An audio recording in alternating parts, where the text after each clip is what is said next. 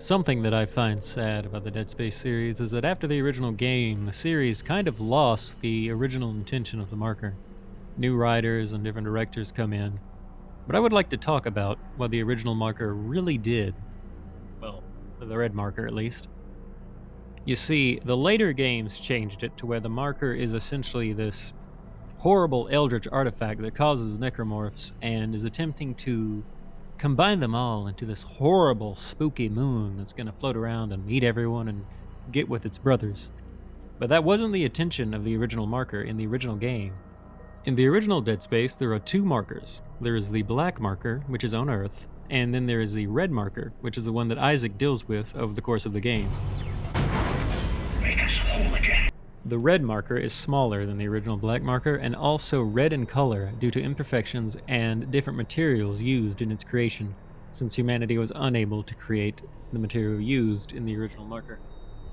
The necromorphs do not come from the marker. The marker has a code around it that is the genetic code that leads to the necromorph tissue being created. It's more of a pathogen than anything else, and scientists begin experimenting with that pathogen. They are initially willing to write it off as a failure until a scientist accidentally allows some dead skin cells onto the petri dish that they're testing with, and they notice that they start reconstituting. This is where the necromorphs come from. The marker does not create them, but scientists, utilizing the code on the marker, create the necromorph tissue, which leads to the outbreak. I'm not quite sure how to segue into my next point, but by now I hope I've made it clear that the marker itself is not creating necromorphs. Humans, studying the genetic code around the marker, which is itself shaped like DNA, created the necromorphs. And the material itself was inert until they were introduced to dead tissue, which is when the necromorph outbreak began occurring. The marker itself gives off a signal, and through notes in the game, it's noted that this signal actually deactivates the, what would you call it? Reconstitutional abilities? Basically, the ability for necromorph tissue to actually reanimate. It stops the tissue from being able to be active if it's inside the field within the marker's radius. Also, within the marker's radius, humans begin suffering from hallucinations, headaches, and delusions, seeing images of their dead loved ones, similar to Isaac. Later games in the series would take this to be the marker attempting to create more necromorph tissue by having people kill themselves, because a lot of people did kill themselves or injure themselves because of these hallucinations. But that's not what they're for. Think about what Isaac does throughout Dead Space 1 with Nicole. Nicole is guiding Isaac throughout the entire game, almost, to do one very specific thing. Back way before Isaac was ever there, back before the Ishimura was there, the original people dealing with the red marker had a necromorph outbreak going on the planet, and hallucinations within their head had given them the know-how to create a pedestal for the marker, which is what the marker sets on at the end of the game. Nicole, throughout Dead Space 1, is attempting to guide Isaac to put the marker back on the pedestal. And of course now, it's not Nicole, it's the marker. The marker in Dead Space 1 as a whole was inspired a lot by Solaris. Much like Solaris, the marker is a non-human entity, speaking to Isaac, attempting to figure out a way, as it did with the old colonists and the people working with it, to stop the necromorphs. It is not causing them. It is maybe not a sentient thing, since it's a gigantic device, more or less. It's best likened to an AI or a computer, just a weird alien artifact beyond our understanding, poorly recreated by humanity, that is trying to figure out a way to stop the necromorph outbreak. That's why it has the scientists build the pedestal that it sits on at the end of Dead Space 1. It's also cool to note that the chapter that you place it on the pedestal is called Dead Space, because that's what the marker does. It creates a space around it where the necromorphs stay dead, a dead space. That's where the game gets its name from. And at this point you might be wondering, if the marker is attempting to stop the necromorphs, why does it have the DNA written around it? Well, the best earthly thing to compare it to would be the nuclear waste or radiation symbol. Something that's saying, "This is not good. Do not involve yourself with this. This is very bad." Keeping in mind that the marker itself looks like DNA and has that genetic code written on it. It's basically telling any civilization that sees it and is capable of understanding what it is not to utilize it because it's very bad. The second aspect of the marker is that it will stop the necromorphs and a necromorph outbreak from happening by broadcasting a field around itself.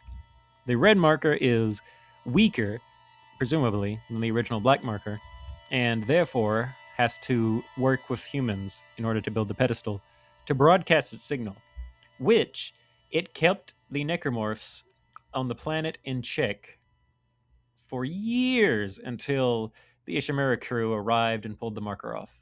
So it doesn't seem like it's capable of destroying it necessarily, so much as it is capable of stopping the flesh from regenerating. So to piece all of this together, the marker in Dead Space 1 is a warning about the genetic code that creates necromorphs and not to use it, and also functions as a device that is capable of stopping the necromorphs.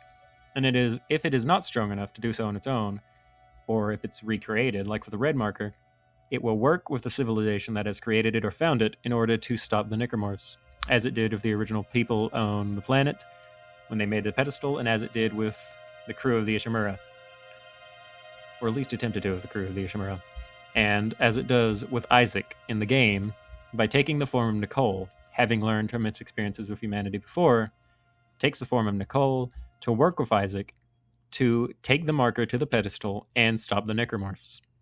The necromorphs only come back after the marker is then removed from its pedestal. But that's not the marker's goal.